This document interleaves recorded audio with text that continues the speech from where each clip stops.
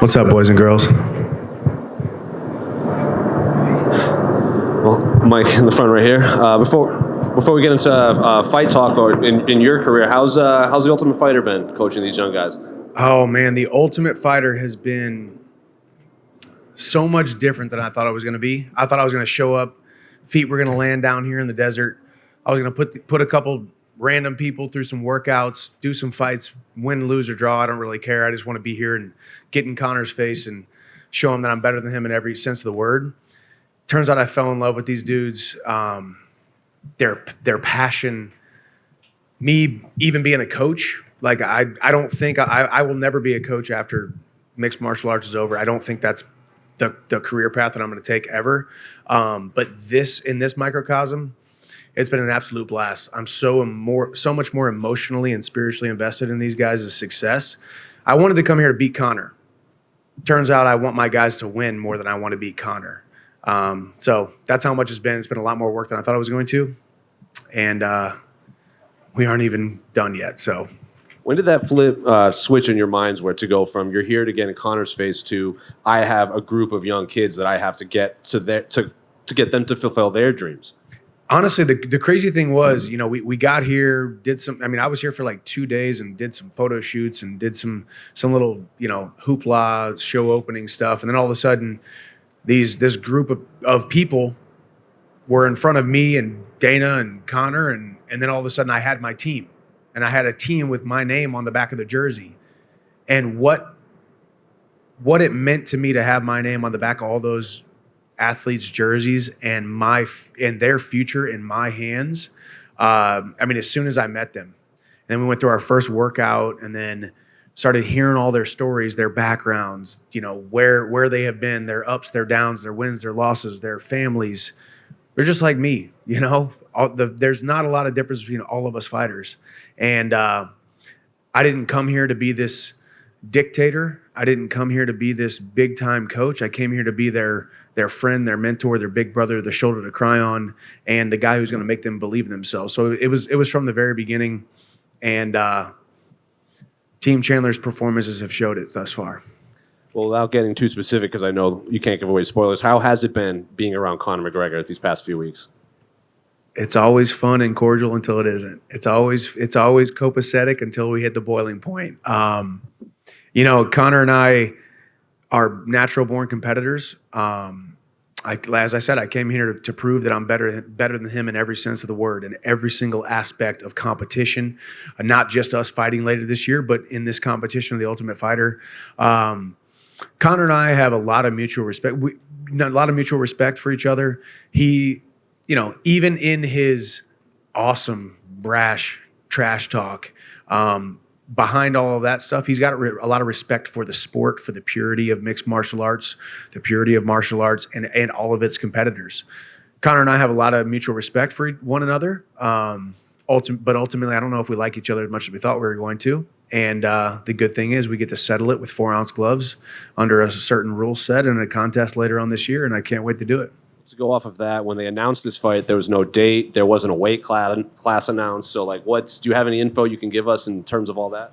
No info yet. I'm looking for info. But at this point, I don't think it's going to be at 155. Conor's expressed it's going to be at 170. I would love it at 170. I'll fight him at 185. I'll fight him at whatever weight class we want to fight. I could care less. I just want to fight the man. It would make a lot of sense from the airing of the show ending in August for us to fight sometime in September, October, sometime this fall. I haven't heard an actual date, but I'm planning to be ready by August, September, October, whenever. The final one for me, Conor said that obviously he thinks he'll slice through you, I think was his exact phrasing. He told Oscar for the Mac Life. So what's your prediction of how this fight eventually plays out? No, it's great. That's exactly who we want. The biggest combat sports star and icon that we have ever seen, thinking he's going to come back and slice through somebody. That's exactly what we want. That gains intrigue. It builds the momentum. It builds the mystique of who he is and us putting butts in seats. That's exactly what we want. I can tell you this, it's definitely not going to happen. I can tell you this, I see it going a much different way. I think I've seen enough of Conor over the last couple weeks to know that I am going to not just slice through him, but bludgeon him with both of these hands and do whatever I want, both standing or on the ground, and finish him by the second round. That's my Mystic Mike prediction, and I stand behind it. Mike, you said you came here to get in Conor's face, and you put a picture up on your Instagram the other day of the two of you seemingly in each other's faces. Has there been a few tense moments? There has been, yeah. I mean, it's always fun too. I mean, you got to remember too, aside from what we're going to see on ESPN later this summer, we show up to a production crew. We show up to itineraries. We show up to, hey, you're doing this, you're picking teams, you're doing all this kind of stuff. Conor's getting his footing, I'm getting my footing. We're not really that worried about each other. We're here to do our job and figure out how we're going to coach these guys. Mutual respect. Hey, I'm not worried about you. I'm going to try to figure this out. I'm going to pour into my guys. He's pouring into his guys. Then all of a sudden we get our footing under us and realize, okay, now it's time to go after that guy. The guy that I can't wait to beat up later this year. The guy that I can't wait to compete against. The guy that I can't wait to go out there and prove myself against. And I think, yes, what has happened thus far has been a lot of fun, and I can't wait for you all to see it later on this year on ESPN. My guys winning and losing fights, his guys winning and losing fights, us being emotionally invested in the wins and losses of our fighters, ultimately spilling over into our own emotional turmoil, for better or worse, and enjoying the process. So it's been a lot of fun. Yes, a lot of tension. A lot was made of like, oh, are you going to get the nice Conor? Or are you going to get the nasty Conor? From your perspective, which Conor have you received?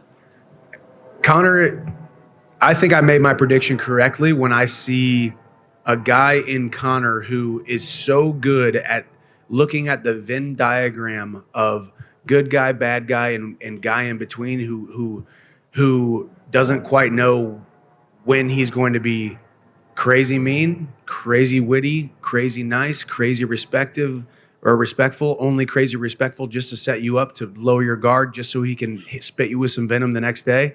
Conor on Monday is different than Conor on Tuesday, who's different than Conor on Wednesday, and I freaking love it. I absolutely love it. I came in with my arms open, my hands open, saying I have no idea what to expect here. I'm just trying to be authentically myself and let the chips fall where they may, because you never know. You never quite know what's going to happen. And also with me and my team and his team, you can't make a plan because your plans are going to get spoiled on this show, because there's all kinds of crazy stuff getting pulled out of the hat at all different times. But Conor's been both sides of the coin, to say the least. Hey, Michael, back here. Michael, I'm just wondering, I'm assuming you've been out there in the arena. Is it a little awkward to watch Conor McGregor's whole movie play out? And do you plan to watch Roadhouse with Jake Gyllenhaal?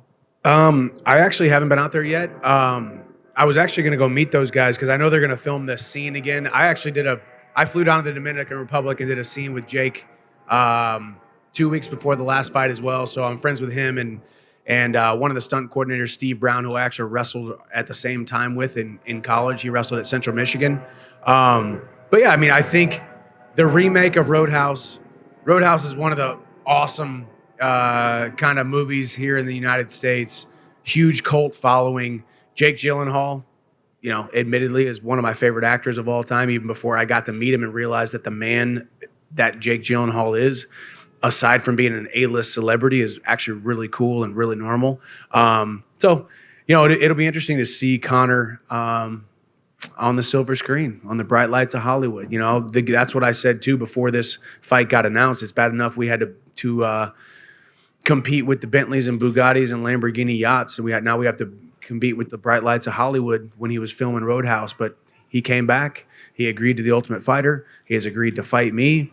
He and I are building something beautiful here, and I can't wait to go out there and give you guys an awesome show.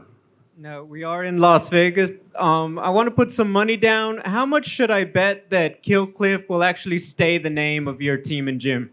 I don't know. At this point, we're just known as the Big Gym in South Florida. That big gym.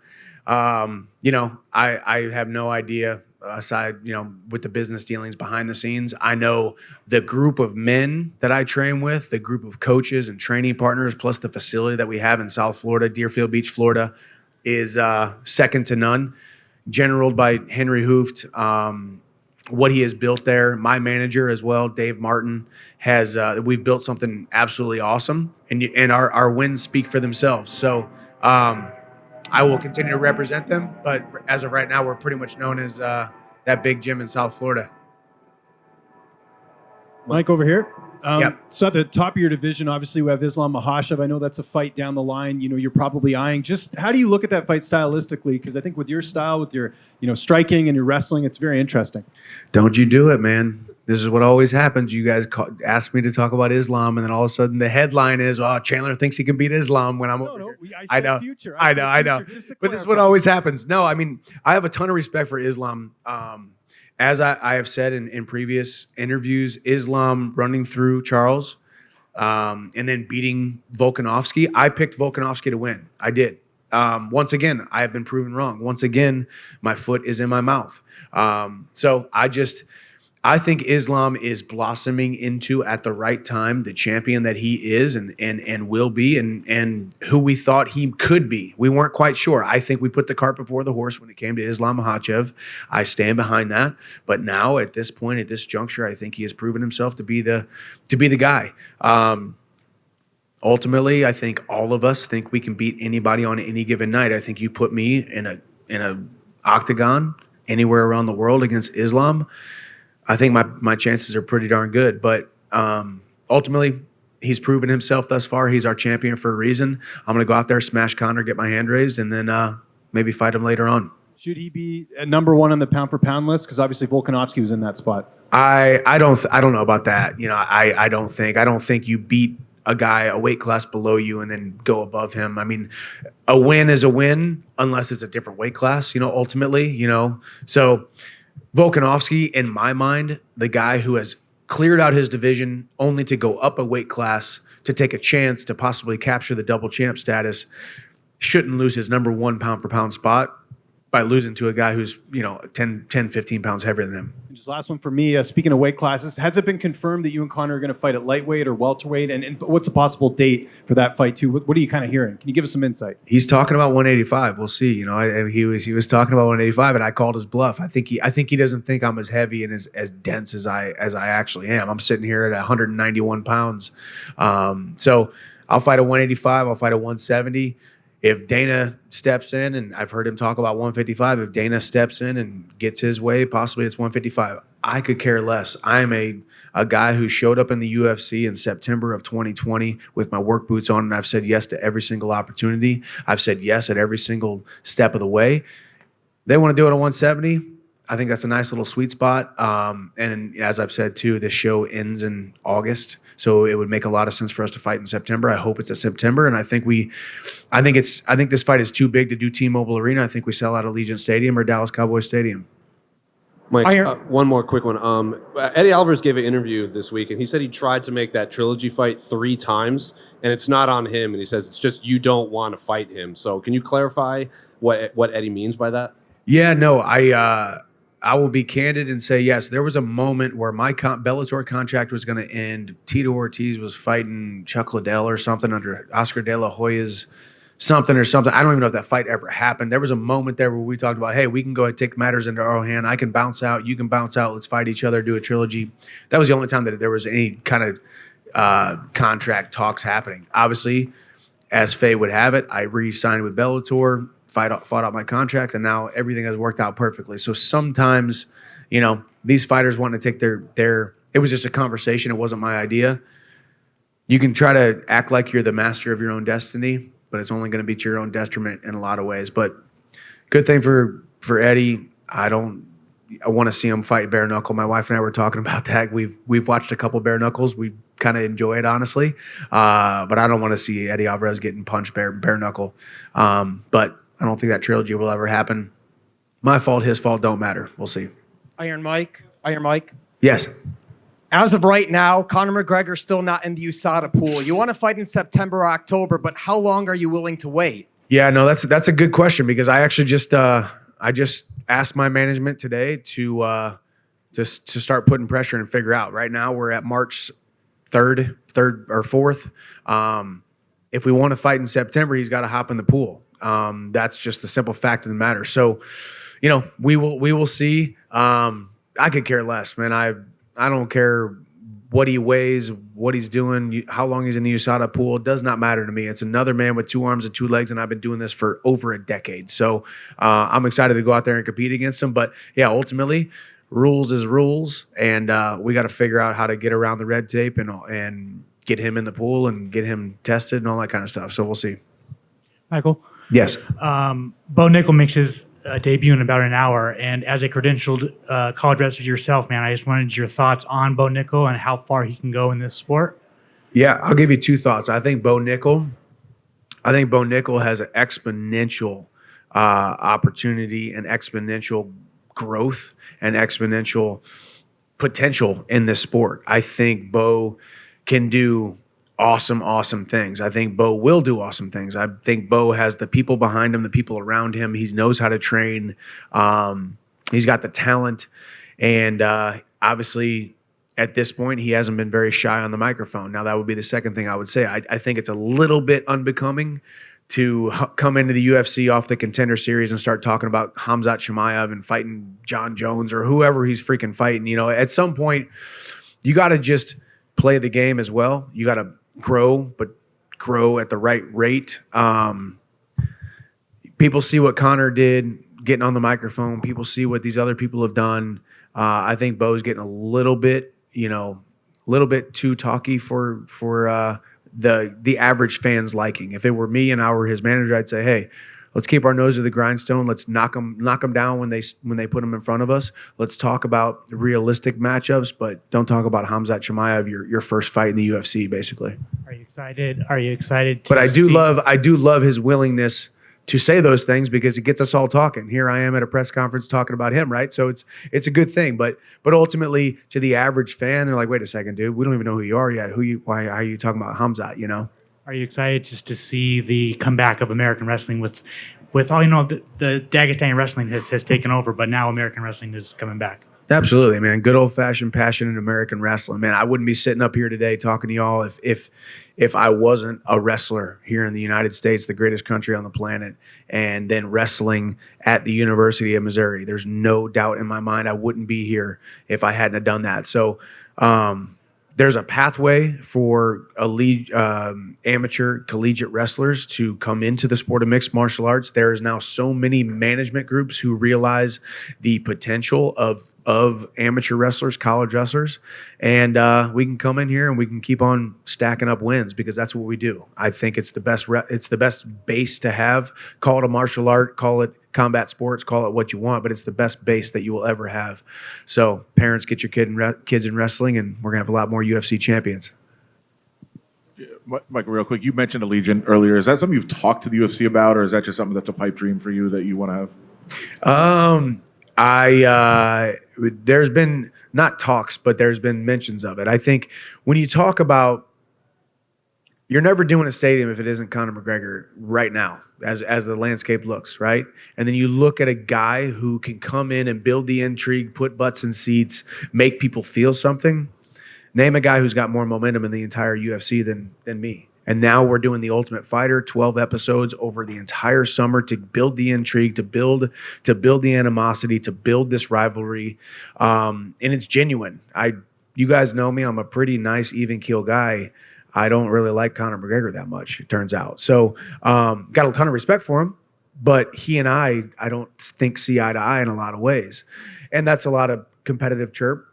But ultimately, yeah, I passed Allegiant Stadium today and I told my wife, I said, hey, we should fight there. There's no reason we should be fighting in T-Mobile Arena because we have the ability and the capacity to do that. T-Mobile Arena, Dallas Cowboys Stadium, one of the biggest shows in mixed martial arts history. I think it happens. Conor McGregor versus Michael Chandler. 29-27, 30.